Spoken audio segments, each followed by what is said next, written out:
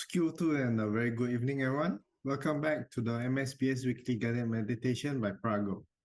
Today is the 16th of April 2024. MSBS is very grateful and glad to have with us 𝐵𝐴 Adhibalo, popularly known as Phra Goh, to conduct this weekly session. This week, we will be revisiting on the subject of Ratana Sutta, the dual discourse as proposed by Sister Susan. Now, Bhante will be leading the homage to the Buddha and taking a 5 precept for Buddhists. Let's compose our minds, put our palms together, and welcome Bhante. Over to you, Bhante. Okay, thank you, Terence. Okay, let's start off with paying respects to the Buddha by bowing 3 times. First bow, second bow, third bow.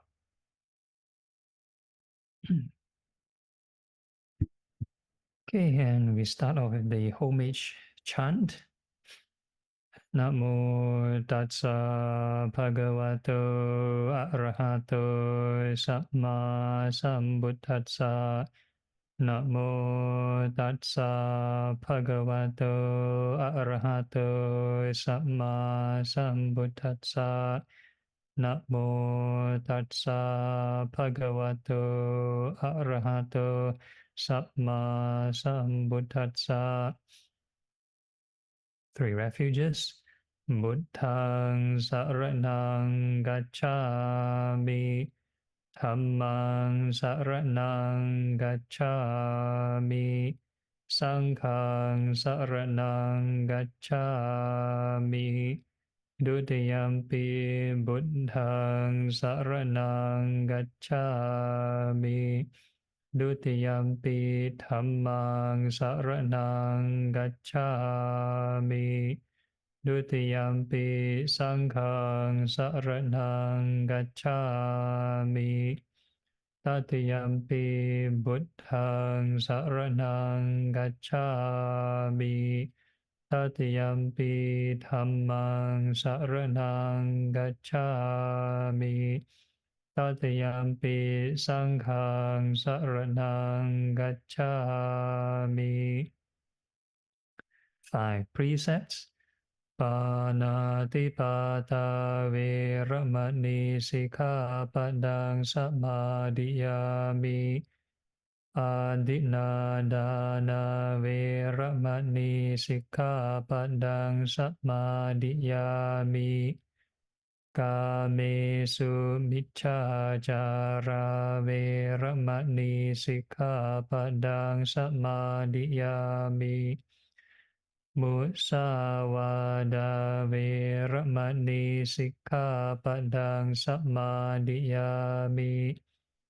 Sura meraya majapamadatthana veramani sikkhapadang samadhiyami.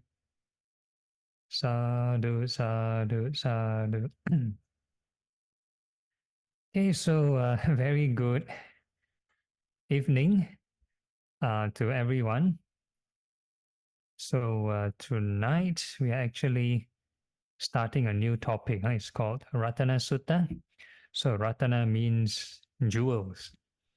Yeah, so it's not talking about getting rich, but it's about the 3 jewels, triple gem, Buddha, Dhamma, Sangha. So it is just an illustration. 3 jewels represent the triple gems. And we are going to cover this rather popular sutta. All the Theravada Buddhist traditions will in one way or another chant the Ratana Sutta, and we'll talk more about it. Okay. All right, so there's a pretext to the sutta. Some people or most people now believe that chanting the Ratana Sutta can cure ailments. Can cure ailments. So especially now, I think maybe a lot of people get sick or whatever reason, then people would want to chant the Ratana Sutta in order to get better. So there is a pretext to the story. It comes from the commentaries. even though the suttas itself doesn't mention that it can cure illness. So the commentaries is actually sort of officialized in the Third Buddhist Council, King Asoka's time. So the sutta itself is more original, comes from the First Buddhist Council, right from Venerable Ananda's mouth, but the commentaries may not be so.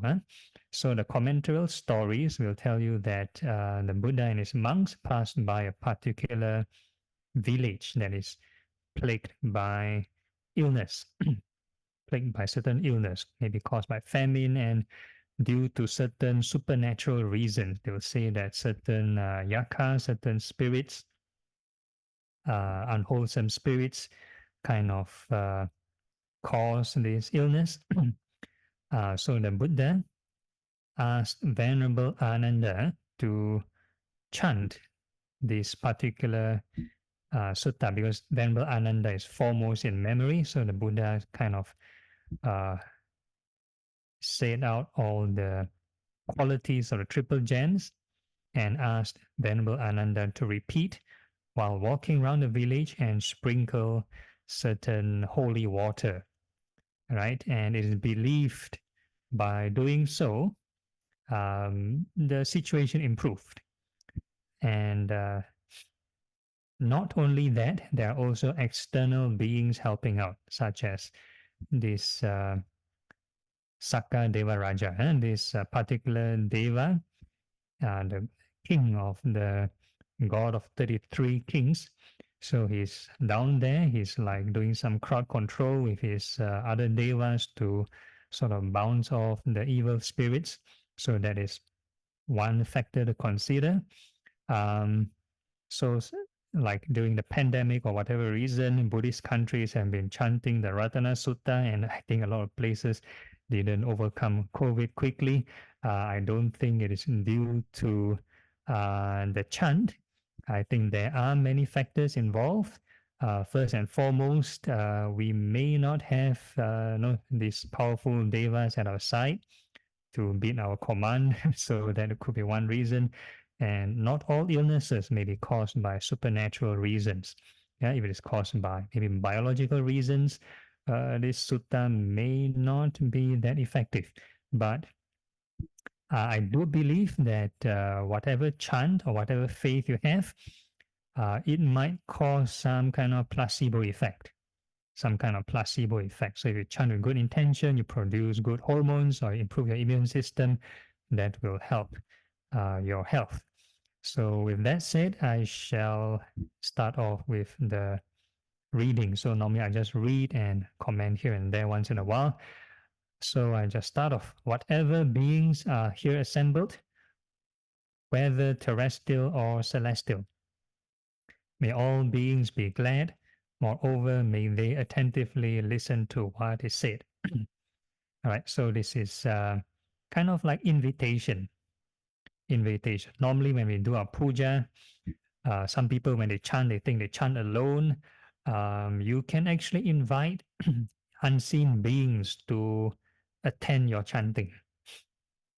Yeah, so you can start off with something like opening statement. You don't have to do it formally. You can probably informally, just in your mind, or you want to recite out. Okay, may all beings, wherever you are, partake in this meritorious deed. And those who are interested will come and attend. So these are the heavenly, or so we say terrestrial. That means they are earth-bound deities. That means certain heavenly beings are not in heaven. They are stuck on earth. So like things like tree spirit or mountain spirit, river spirit, that kind of stuff, right? So these are the earth-bound devas. They are under the realm of the four heavenly kings.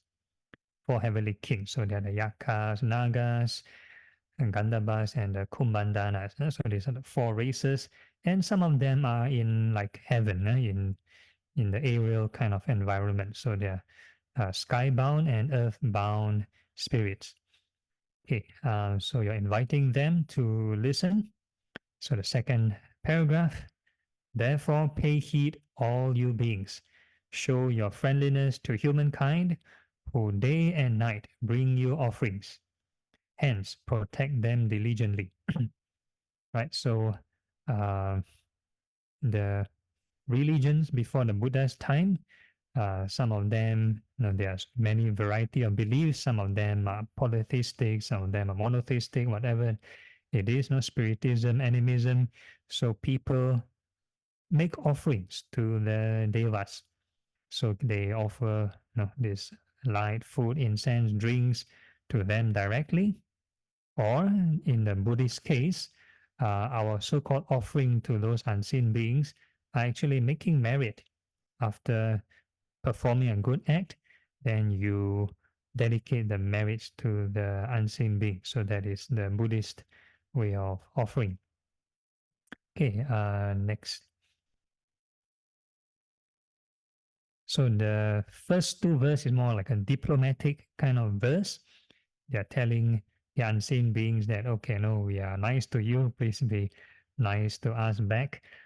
So this is the teaching already, the third paragraph.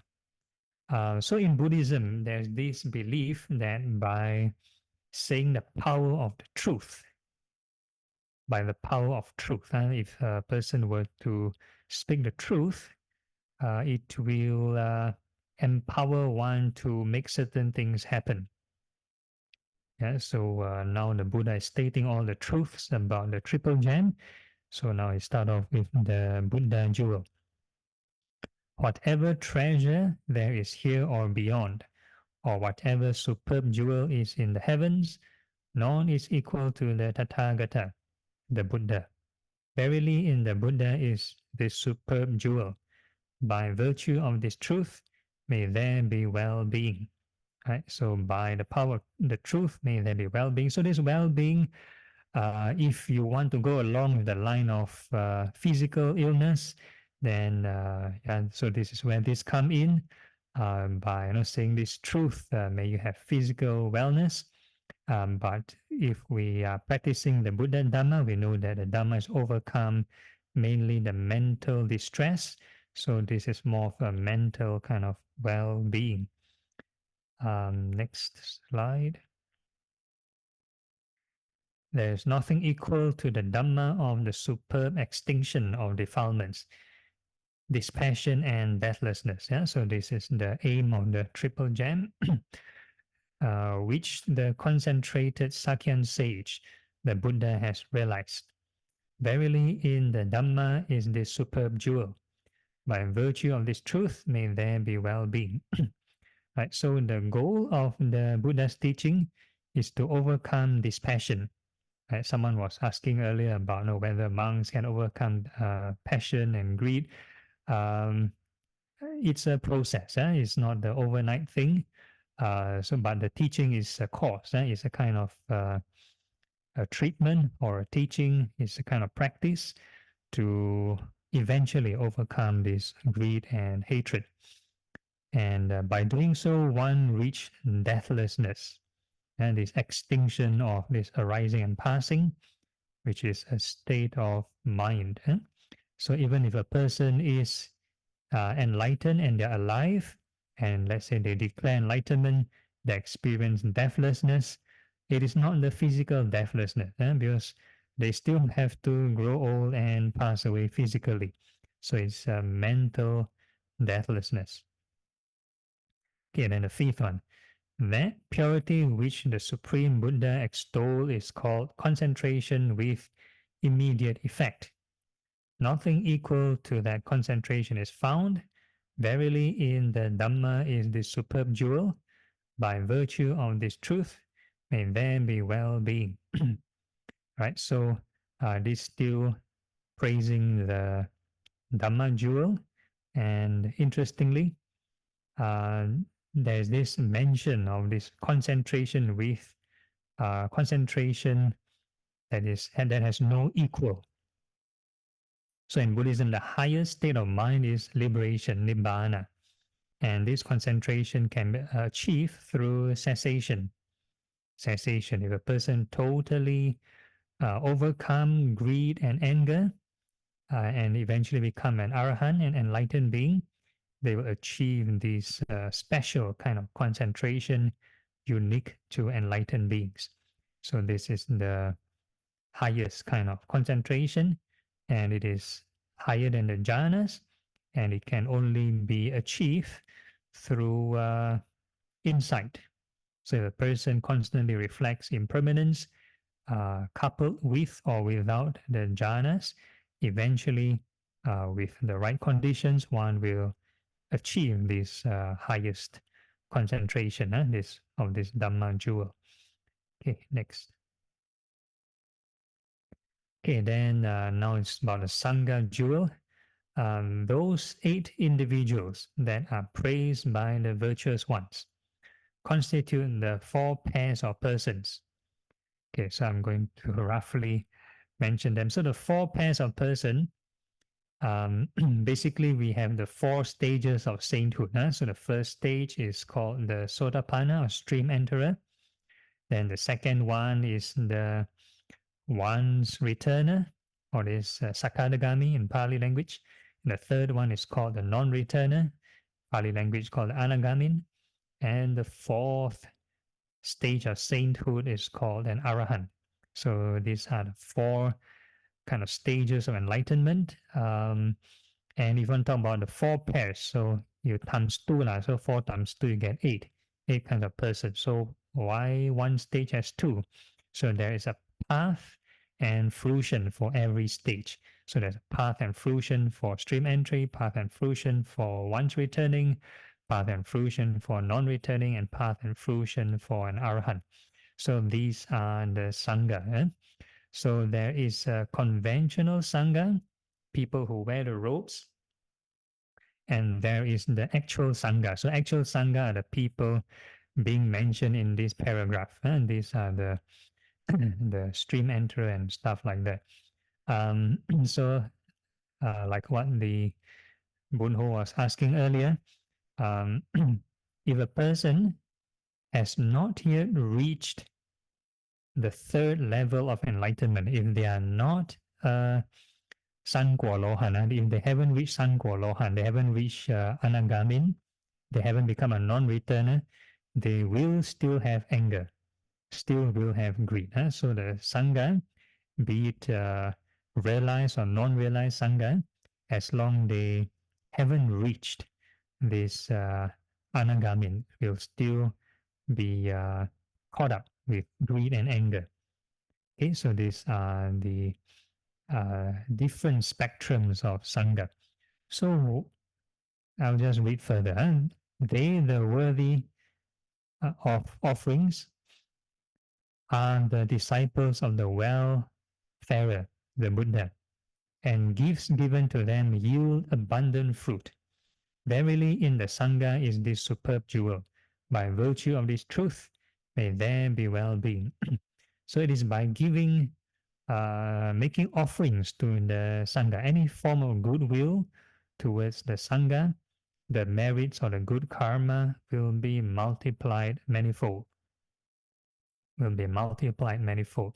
So why is this so? So if a person, let's say, reaches the path or even fruition of this stream entry, a stream enterer, the first stage of enlightenment, a person will have to overcome 3 things.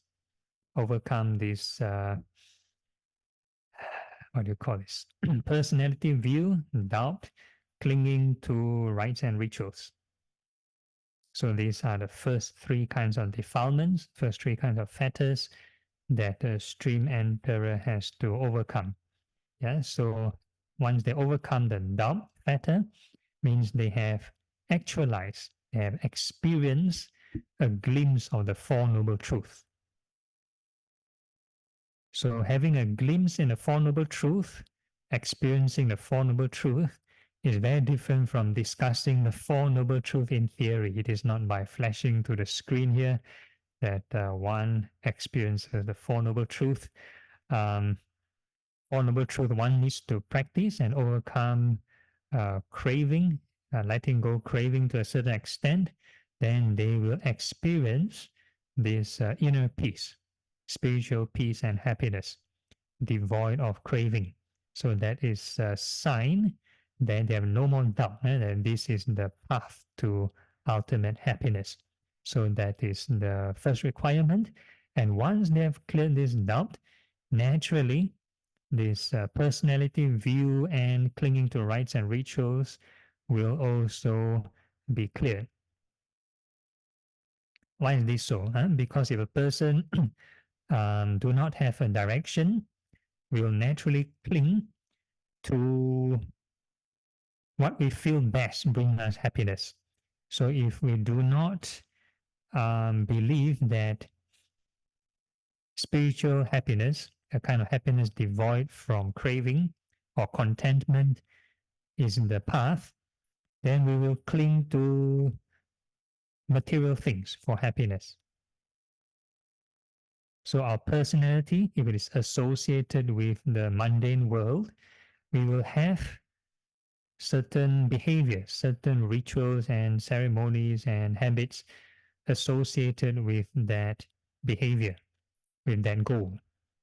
So if let's say I believe that money makes me happy, for example, that's the only thing, ultimate happiness. Money gives me happiness.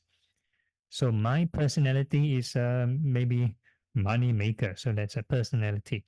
And all the things I do will be geared towards making that dream come true. So all the rituals, what time to what time you need to work, or whether you want to do investment, what kind of behavior you want to display to save money or whatever.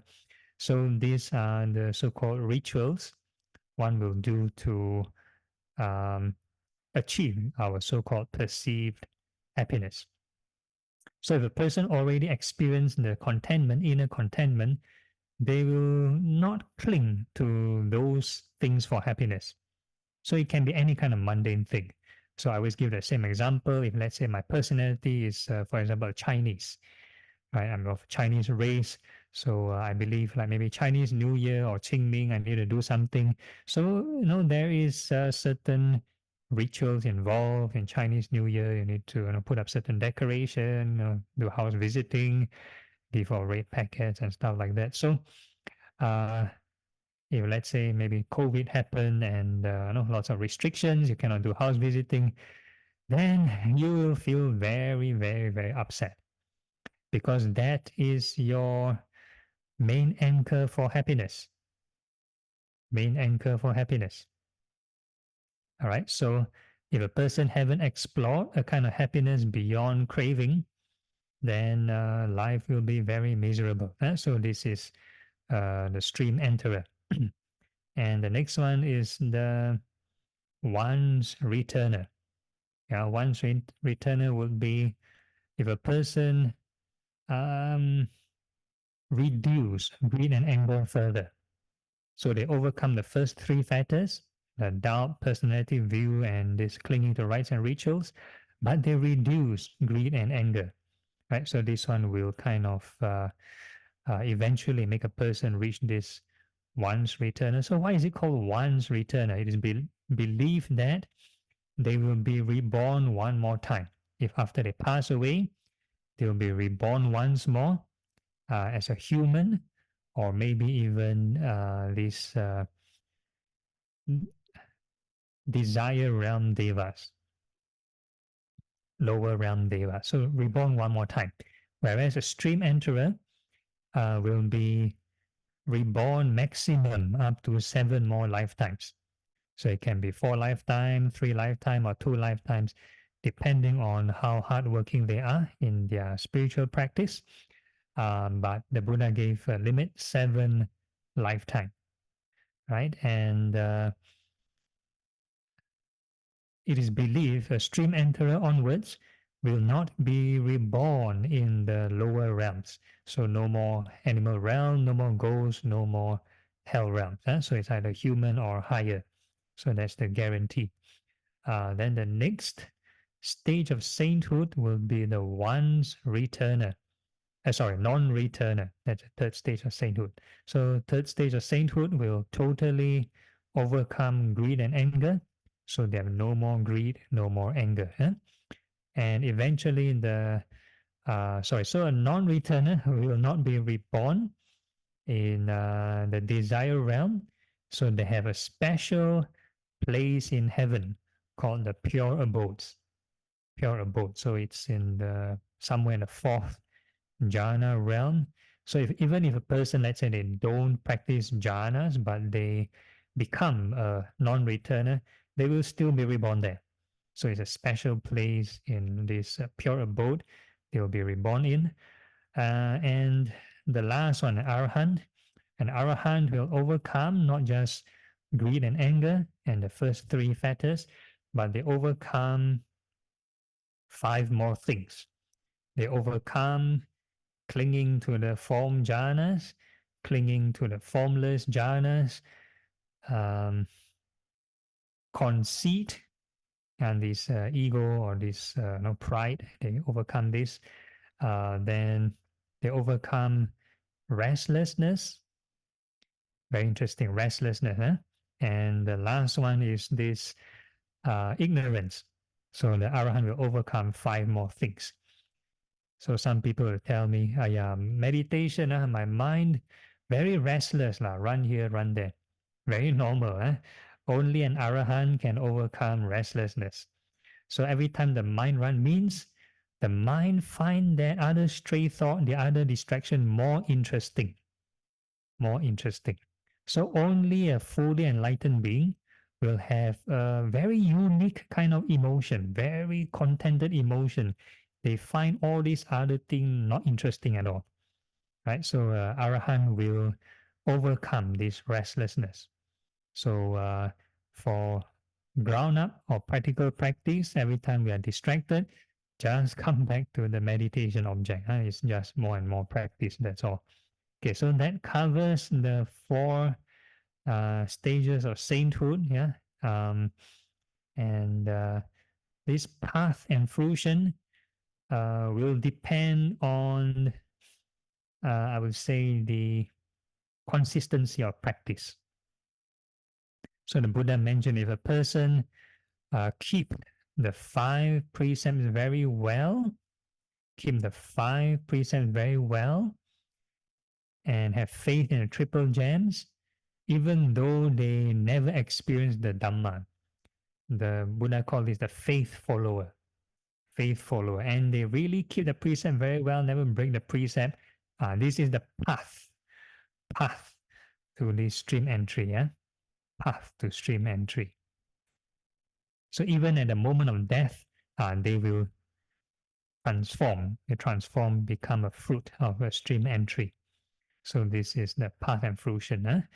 So fruition would be to actualize the letting go of this Tao personality view and rites and rituals. So a faith follower may still cling on to rituals. I need to do puja at this time. I need to bow in a certain way and stuff like that. So we'll cling on. But as long as they really keep the precepts very well, then it's kind of a guarantee. It's path. Yeah, they're on the path to the stream entry. Okay, next slide.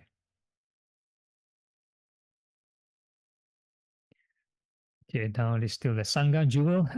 Those who with a steadfast mind apply themselves well in the Buddha Gautama's teaching, being desireless, attain the highest gain.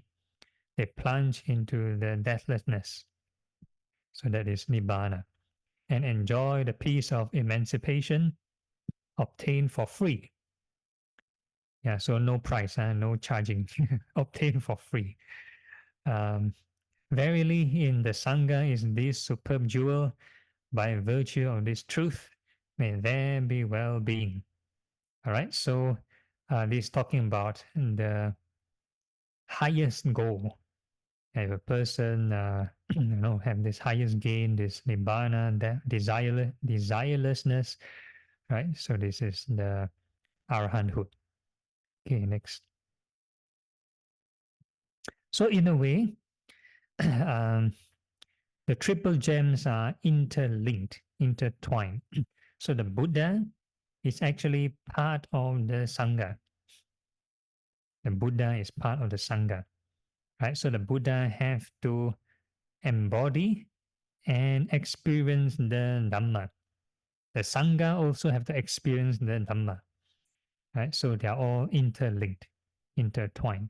You cannot say, yeah, I want lots of merit. So we find the Sangha that is either a stream enterer, I mean the 8 types of person. So nowadays, or in fact, our monastic rules prevent us from announcing who is a stream enterer, who is an arahant. So the Buddha wanted the Sangha to be anonymous, to be anonymous. So in order to multiply merit, whichever monk you approach, you don't care what kind of realization or non-realization they have, the intention is to offer to the Sangha of all 4 directions, past, present, and future. So this is the merit that the previous slide has mentioned. This is the highest kind of merit. Yeah, I mean, I wouldn't say highest. I would say this is very meritorious, more meritorious than giving to one person. So the Buddha have mentioned this many times, even for the certain lay followers, even including, I believe, the Buddha's stepmother, this Queen,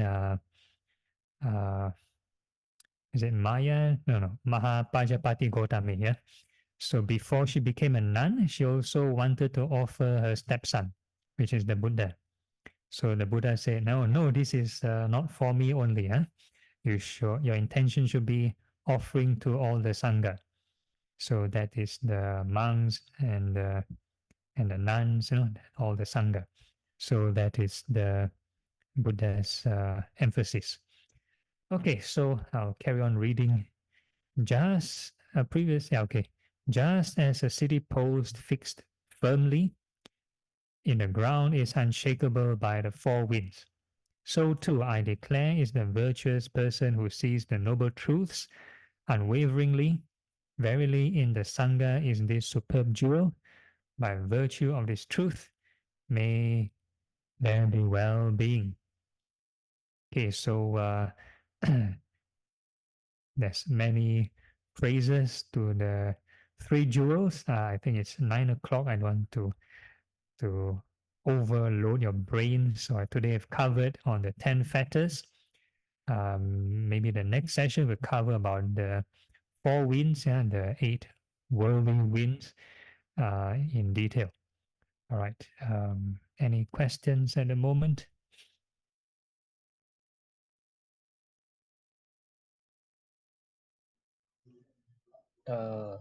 Yes.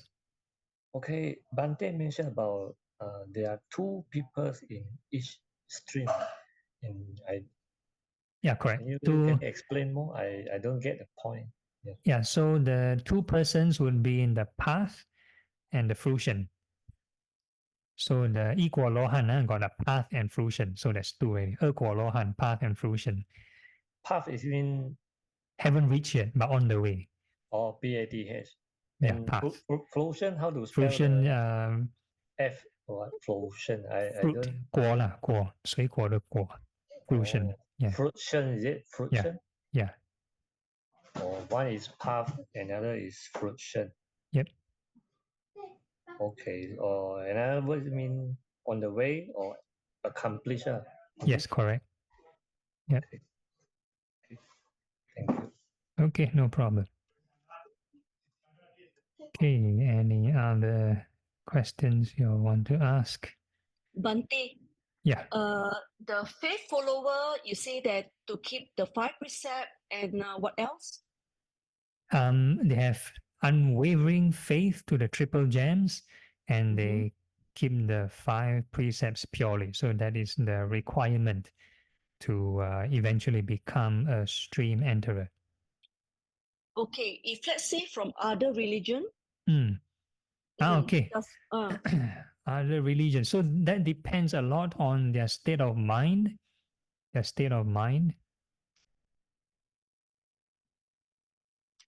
For us Buddhists is believe in the triple gem. Yeah, correct. And the 5 precepts to the faith followers. Okay. Yep. Okay. No that problem. means in order to become a stream enterer. Yes, that's right. Even though like we do some rites and ritual, it is still okay? Yeah, so the key word is not clinging to rites and rituals. Not clinging. So if a person do experience this spiritual inner kind of contentment, inner peace, then it's considered not clinging, even though they have to perform certain rituals. They have to weigh the pros and cons. Sometimes there's societal or peer kind of factors involved. Yeah. Because it's passed down from that means from our parents' time. Yep. We just fulfill their needs. Is this considered as clinging? If it's a duty or obligation, then you have to see for yourself. It is you think it's necessary to do it, and by all means. Okay. Thank you, Bhante. Okay, no problem. Any other questions? Yep. You need to unmute yourself. Can you hear me? Okay, yes. This is another kind of observation. I'm an IT engineer. Okay. So recently I started a new job. I report to my manager. There is a HOD in my IT department. He's a very experienced old man, and right now I'm still doing those IT support, network support. And his comment is, as a technical person, we must keep learning new technology. For example, AI, cloud computing, all about the IT technology. Keep learning and do not always work as a technical support guy, but move to next milestone. For example, project management or manager level, so you can manage people. Reason is when our age is catching up, our brain power, our ability, or our response, our brain cannot compete with those youngsters. Must keep learning to management or like PMP or consultant level. Then right now I'm almost close to 50 years old already. They say to be a IT manager, probably I need another 5 to 10 years. And to be a consultant, I may need another few more years. By the time close to 70, if I'm still working. And I ask myself, if I keep learning those technology or so-called this layman knowledge, so the knowledge that people to gain to earn for a living, right, is a never ending. Let's say I'm already 70 years old. Yeah. I still have to support family, or then am I going to keep learning the technology or take up project or those consultants project? Then the other path is I read some biography of those enlightened monk or meditation, whether in Myanmar or from Thailand, for example, Ajaman, Ajandi, or those other Ajahn. They get enlightened. Yeah, they get enlightened, or in Mandarin, word say "kai wu," means that how to say, some of them are very young, or maybe 20, 30, or before 40. So they enlightened. They are like Mandarin say 如如不动啊，就是说 in whatever changes, whatever challenge, they have peace of mind. They have no anger or no loss of their confidence. They're always living in a peace and very steady. Whether people challenge them, they can handle well. So I'm thinking that is there a better way if a layman get enlightened compared to keep learning, like taking degree, learning those technology things? It's a never ending. I have this question in my mind. Yeah, very good question. So sometimes there's a lot of misconception about the Buddhist practice. Sometimes we talk about desire. We have to overcome desire to end suffering, right? So sometimes people think, you don't have desire, then don't learn law, don't work law, don't earn money, right? So actually, no, it's not true. So desire, there are two kinds. two kinds of desire. One is the harmful kind of desire, the unwholesome kind of desire. The Pali word is tanha. Tanha. So that is the tanha that lead to suffering. And then there is another kind of desire. It's a positive kind of desire called chanda. Chanda. Yeah. So chanda is a positive, like things like we want to improve ourselves. Yeah. If let's say even spiritually, want to develop positive qualities. As is part of right effort. Right effort. So in mundane life, the Buddha also teaches for a layperson to be diligent in work. They have to put in strength of arm and sweat of brow. You need to work hard. You cannot laze behind and say, I don't want to have desire to make money, right? So the Buddha say you need to work hard. For a layperson, honest living, work hard. So that is the layperson's advice. Yeah, but of course, you need to find your own moderation. It's not just about working hard and making money and full stop. Now you need to find a balance. You need to find time for your spiritual practice also. So you need to find your own balance. So everybody have different capacity. Some people can maybe chong for long hours. Some people cannot chong for long hours. So you need to find your own balance. Okay. Okay, all right. Okay. So Uh, even as a monk, we also need to put in effort. Like, if I'm not wrong, yeah, usually for monks, you need to like maybe memorize chanting. Then, we have to learn technology like this Zoom, how to use, that kind of stuff. Yeah. yeah, learning the knowledge for promoting Dhamma or sharing of Dhamma and wholesome Yeah. teaching. Yeah. This is a positive, correct? Yeah, correct. Yeah. So even in your own work, you can think of the bigger picture, how it benefits society, or it benefits a lot of people.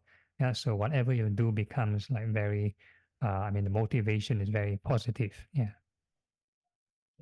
For helping and sharing of Dharma to reduce their trouble or reduce their pain, Yeah. their unwholesome emotions. Okay, thank you. No problem. Okay. Any other questions? Okay, if not, we go for a 5-minute break and we'll come back for the guided meditation. All right. See you all later.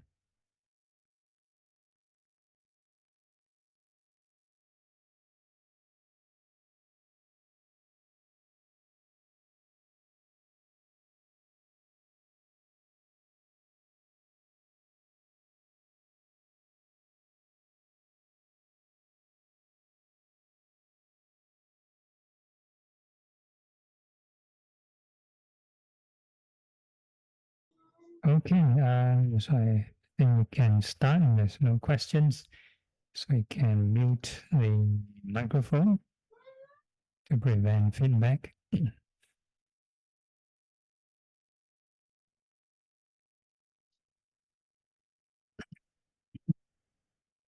I will can mute your mic. Okay. And so we start off with a bit of visualization. Due to time constraint, I'm going to shortcut a bit. So the impurities of body meditation, we're just going to visualize all the external parts of the body from head to toe. Right, so from the head, we have the hairs of the head, and down to the skin. So whatever you visualize, you're going to first wish them well and happy. Yeah?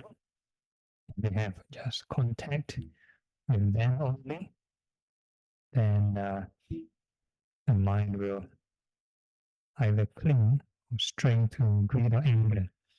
So we need to walk the middle path, apply right thought,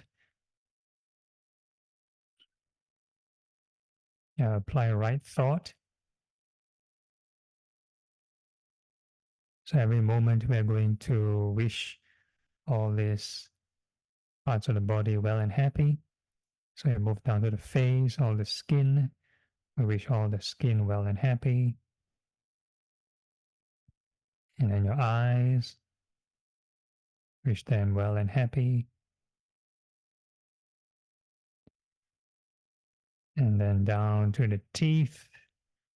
May all the teeth be well and happy.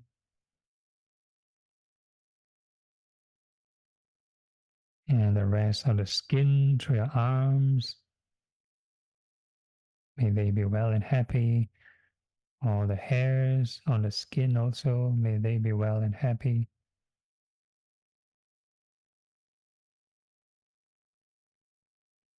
And then you have the nails, fingernails, may they be well and happy.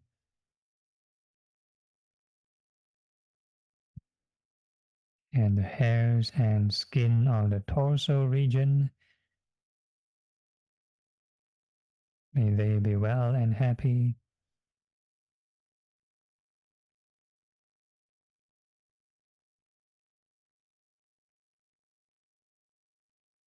And the rest of the legs, left, right legs, may they be well and happy.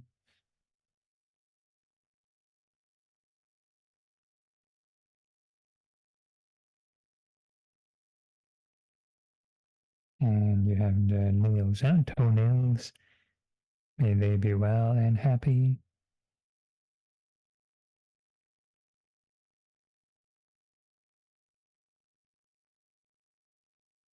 So keep wishing the entire body well and happy.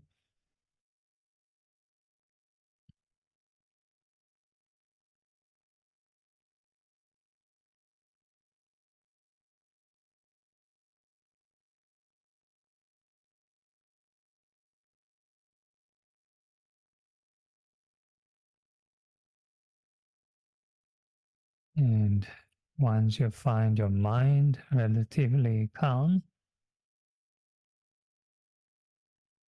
and that is the minimum requirement for insight, for wisdom.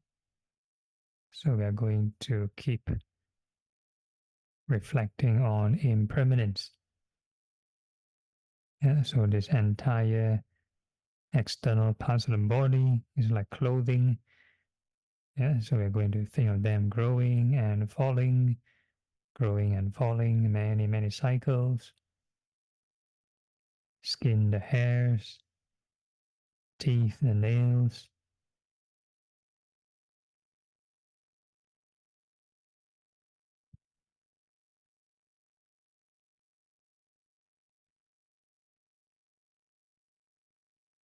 And the more you keep looping this image, we can keep labeling impermanence. So you need to sub-vocalize it. Either you can call impermanence or any word or phrase associated with impermanence. You can use rising and falling, birth and death. Just pick a favorite.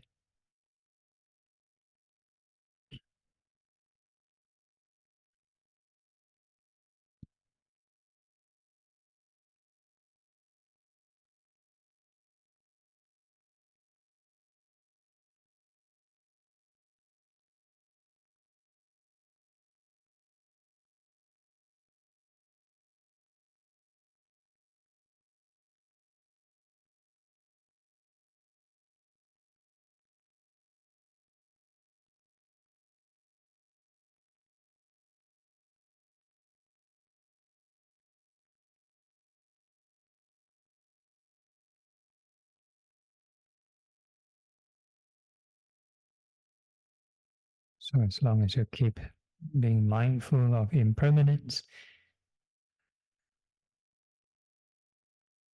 whatever emotional state will pass away.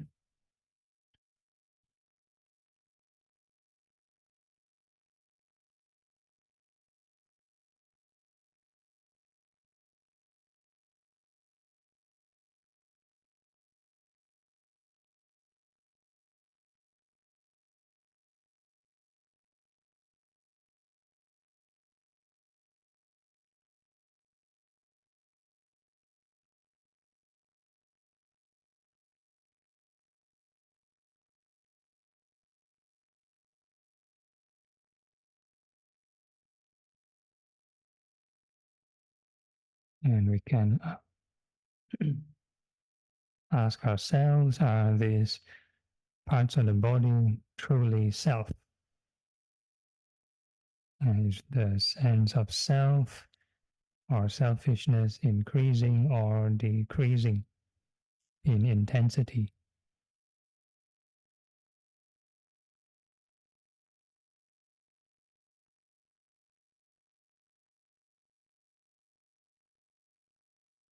And we tell these body parts not to go through birth and death.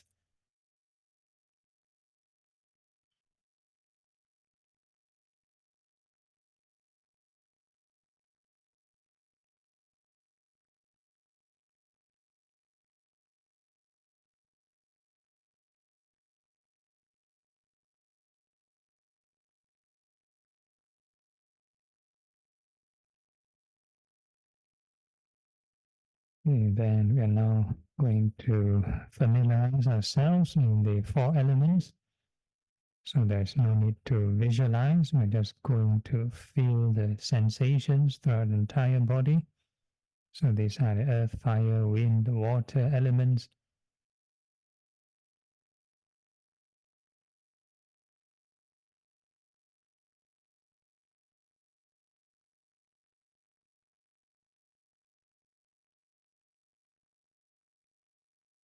So the earth element represents any hard or soft sensations. Fire element represents hot and cold. Wind element represents any kind of movement, fast or slow movements.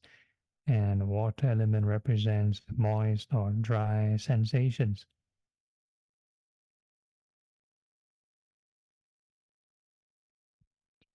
So the whole idea of this exercise is not to train the elements, like just now we are not training the nails, teeth, and skin. We're actually learning to make peace with them first. So we're going to wish them well and happy. Don't have to purposely control them. Do not deliberately generate them.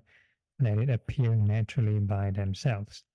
So all these are real-time evidence. No need to imagine. Whatever sensation appear, we make peace with them. We wish them well and happy. New sensation arise, well and happy. New sensation arise, well and happy.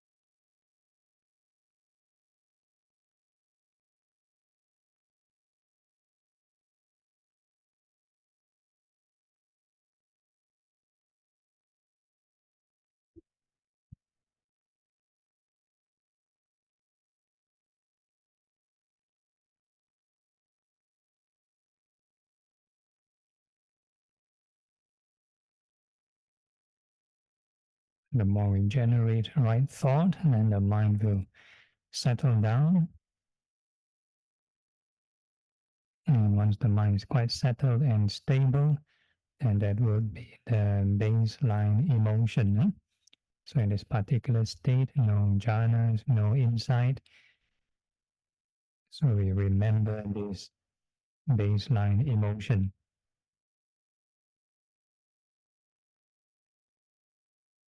And we are going to use it to compare with other states of mind later. Okay, so now we are going to wish all beings in all directions well and happy, above, below, and all across all directions. No need to push the mind. Let it extend naturally by itself. However far it wish to extend doesn't matter.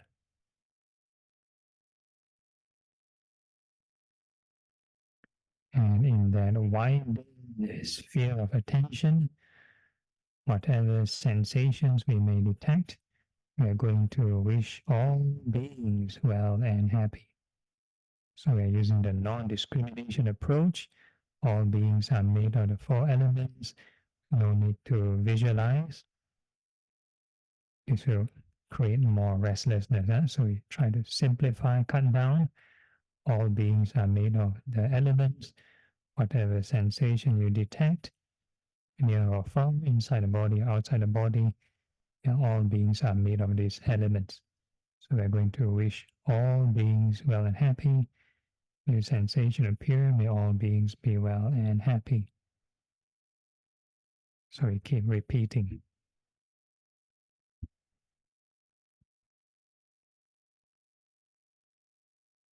So the sensations, the evidence are part of right mindfulness. Mindfulness of the body. And the labels that we use, may all beings be well and happy, that is part of right thought. And the repetition is called right effort.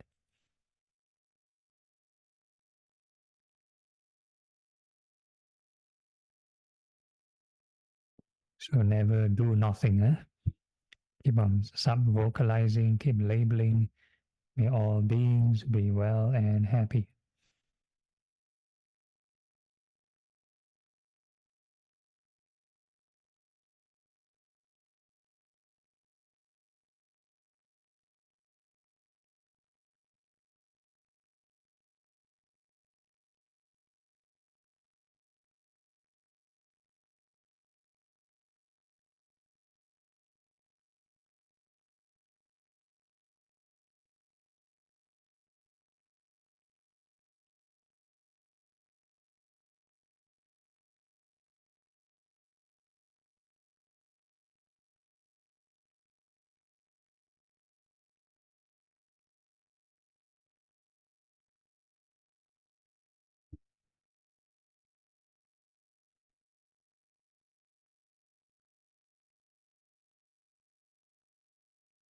And then if you keep on generating the right thought, right effort and everything, all the conditions are in place, and one may activate this right concentration. So that would be the jhanas. So if let's say there's increment of peace, joy or happiness, then that would indicate the symptoms of the first level of concentration. And regardless of what you experience, keep on wishing all beings well and happy. Keep turning the Dhamma wheel and treat everything else as a byproduct.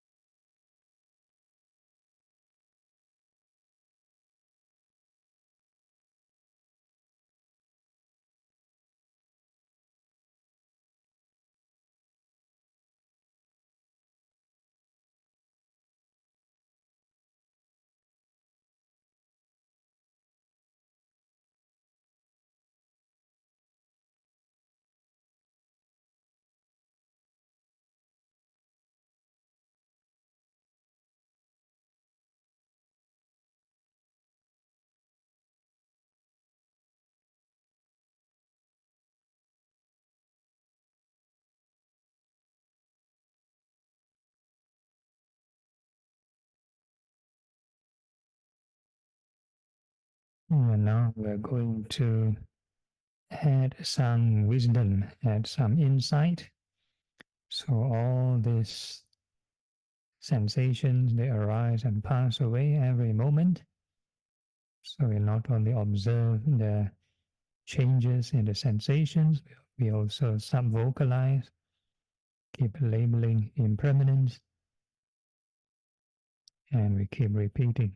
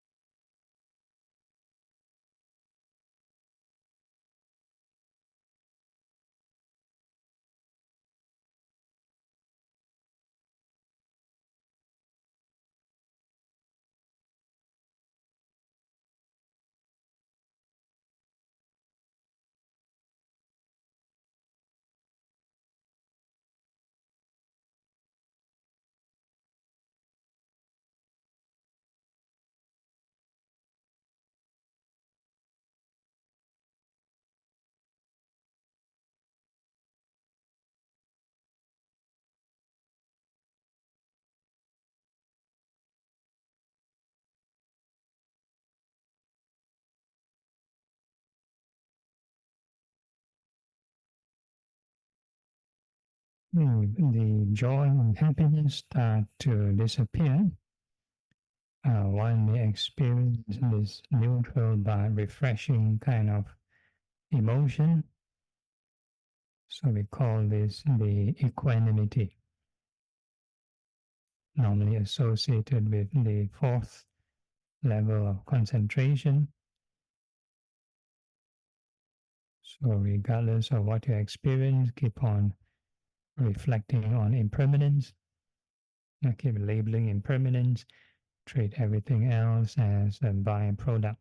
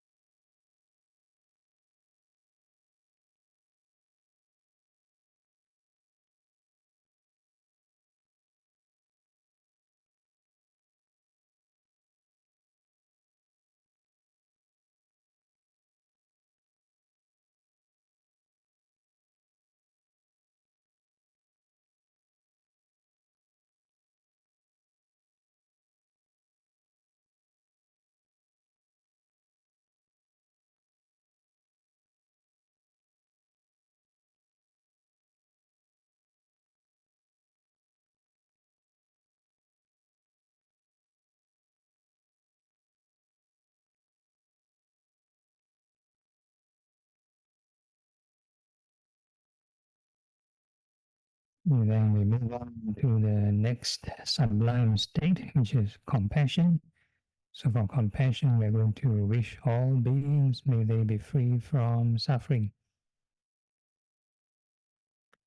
And using the non-discrimination approach, all beings, whether they are rich or poor, healthy or sick, as long as they cling, they hold on to the sensations, they hold on to the elements, and that would result in suffering. So whenever we detect any sensation appearing, that is a good condition for clinging. So to prevent that, we are going to keep on wishing, may all beings be free from suffering. So clinging would be when you experience a sensation, it's a painful sensation or pleasant sensation, and the mind will create stories, either complain or very nice, and fantasize or worry, and the mind create a lot of drama. So that is called clinging. So we always bring the mind back, keep on wishing all beings free from suffering. Don't have to over-imagine, don't have to dramatize, don't have to worry how to help this person, how to help that person, is that person okay? So that is the conventional kind of compassion. But now we are learning how to recharge the mind. We don't want to drain. So we don't want to include this restlessness and worry. So whatever sensation appear, may all beings be free from suffering, including ourselves. So please don't torture yourself by overthinking, and just keep on wishing all beings free from suffering will do.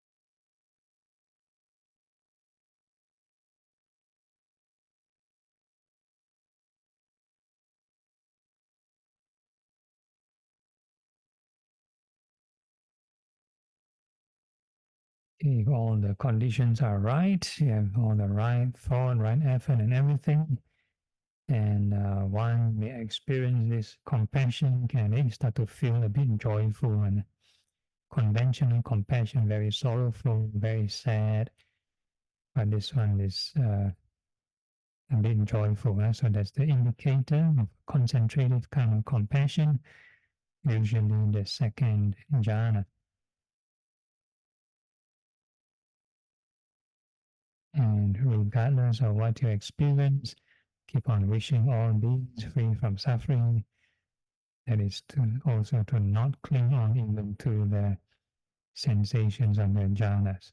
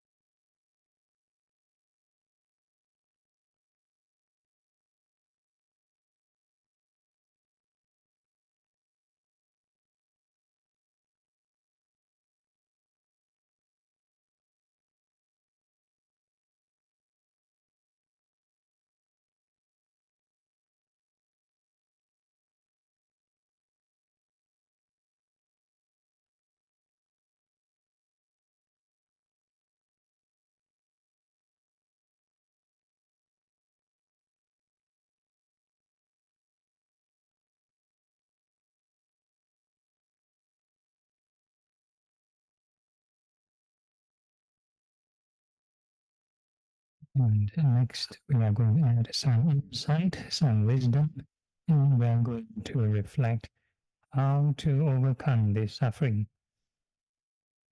which is to not cling onto the sensations. So we have to use the reflection of impermanence to shake off this clinging. So the same thing, whatever you observe, we're going to keep labeling impermanence. New sensation appear, impermanent. New sensation appear, impermanent.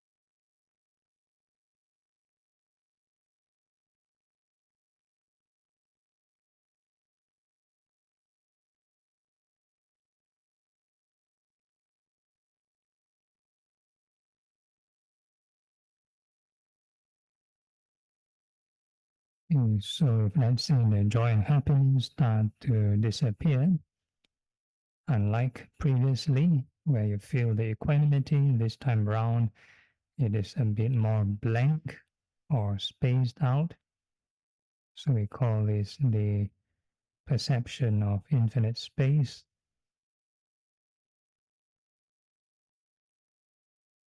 So regardless of what you experience, keep on reflecting on impermanence and don't get lost in space, or do not cling onto the space.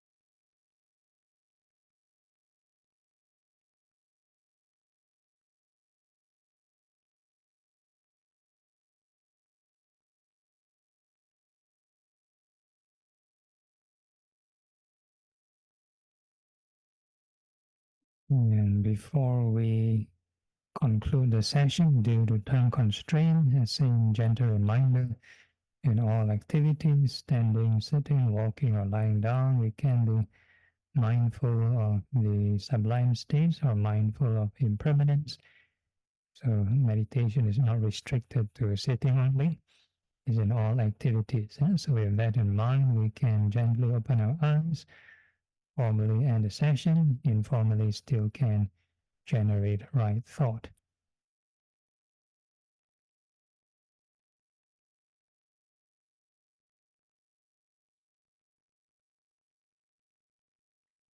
Okay, any problems or questions?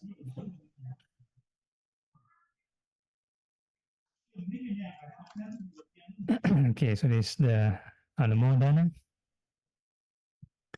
อากาสธาเจภูมาธาเดวานากามหิติกาปุญญังตังอนุโมดิตวาจิรังราคันตุโลกสาสนังเอตาวตาเจอัมเหหิสัมปดังปุญญสัมปดังสัพเพเทวาสัพเพพุทธาสัพเพสัตตาอนุโมดันตุสัพพสัมปติสิทธิยา Dedication of marriage to departed. Idang me nyatinang hotu sukita hontu nyatayo. Idang me nyatinang hotu sukita hontu nyatayo. Idang me nyatinang hotu sukita hontu nyatayo. Aspiration. Imina punya kamena mame bala samagamo. Satang samagamo hotu. Yavani Bana Patiya Sadhu Sadhu Sadhu. So we end off by paying respect to the Buddha, bowing 3 times. First bow, second bow, third bow.